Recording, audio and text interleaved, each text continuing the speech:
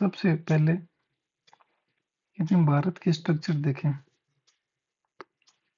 तो भारत के अंदर दो पर्वतमालाएं मेनली, ये विंध्याचल, ये सतपुड़ा। ये विंध्याचल, ये सतपुड़ा।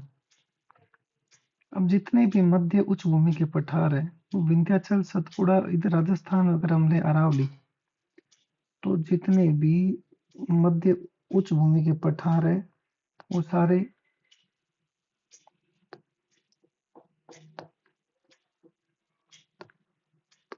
वो यही मिलेंगे। जैसे अगर मैं राजस्थान, अगर मैं ये देखूं इंडिया, तो इधर अरावली, विंध्याचल, सतपुड़ा। विंध्याचल 3 पर्वतों के रूप में है। यह है विंध्यन, यह है भांडेर, यह है कैमूर।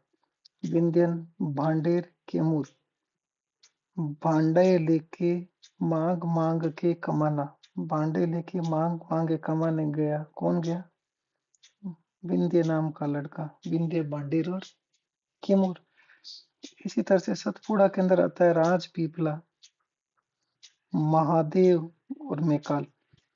तो विंध्याचल के जस्ट ऊपर, विंध्याचल के जस्ट ऊपर ये जो पठार है, इसे कहते हैं मालवा का पठार।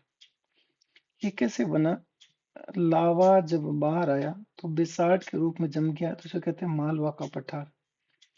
मालवा का पठार का विस्तार जो राजस्थान में ऊपर की, ये राजस्थान की अरावली रही। मालवा के पठार का विस्तार जो राजस्थान में भीलवाड़ा और चित्तौड़गढ़ में पाया जाता है, उसे क्या कहते हैं? मेवाड़ का पठार। यह कुछ नहीं, जैसे कि मध्य प्रदेश में लाल कलर का दिख रहा है, पूरा का पूरा मालवा का पठार है। ये विंध्याचल के ऊपर ऊपर है। मालवा के पठार का विस्तार ऊपर की तरफ भीलवाड़ा के अंदर एक जगह आती है बिजोलिया। बिजोलिया का राजस्थान में सबसे लंबा चलने वाला किसान आंदोलन फेमस है। तो बिजोलिया के अंदर, भीलवाड़ा के अंदर किसान आंदोलन,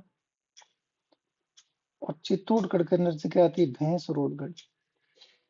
तो बिजोलिया से लेकर के भैंसरोडगढ़ तक जो ये पर्वतमाला पाई जाती है, इसे कहते हैं ऊपर माल का पठार, जो मालवा के पठार का विस्तार है। इसी तरह से मालवा के पठार से यदि आप इधर देखो, ये रहा कोटा, बारा, बूंदी, झालावाड़, इधर जो पठार विस्तृत है, इसे कहते हैं हाड़ौती का पठार। और हाड़ौती के पठार से जब हम आगे जाते हैं तो मध्य प्रदेश और इधर सवाई माधोपुर, धौलपुर, करौली, यहाँ एक क्षेत्र पाया जाता है जिसे कहते हैं डांग का क्षेत्र। इसे डांग का क्षेत्र इसलिए कहते हैं, ये हाड़ौती के पठार के आगे पाया जाता है। तो चंबल, यहाँ से चंबल नदी एंटर करती है। यहाँ से चंबल नदी यहाँ जमीन को काटती है। जब वर्षा का पानी मिट्टी पर पड़ता है तो मिट्टी में एक दरार सी बन जाती है। इसी तरह से जब चंबल नदी बहती है तो ये जो सवाई माधोपुर, करौली, धौलपुर है, यहाँ चंबल नदी उत्खात आकृतियों का निर्माण करती है, जिसे कहते हैं डांग।